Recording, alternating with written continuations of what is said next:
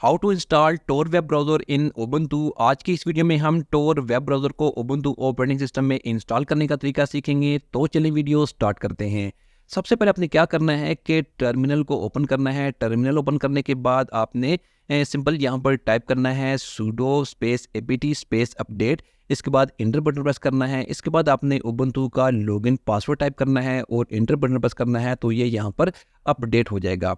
अब आपने क्या करना है कि यहाँ पर टर्मिनल को क्लोज कर देना है। टर्मिनल क्लोज करने के बाद अब आपने यहाँ से फायरफॉक्स ब्राउज़र ओपन करना है, जो कि उबुंटू में प्री इंस्टॉल होता है।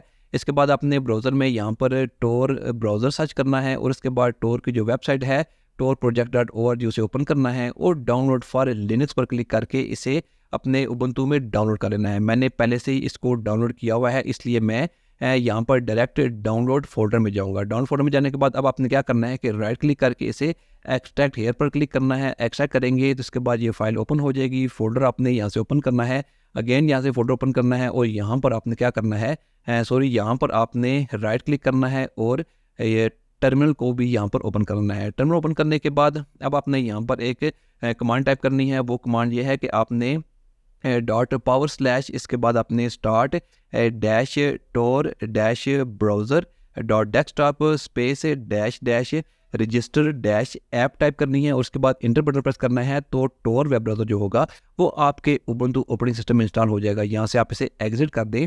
अब आपने स्टार्ट बटन पर जाकर टोर वेब ब्राउज़र को उबुंटू में ओपन कर लेना है। जैसे कि यहाँ पर देख सकते हैं टोर ब्राउज़र जो है वो इंस्टॉल हो चुका है। अब मैं यहाँ पर इसे ओपन करता हूँ।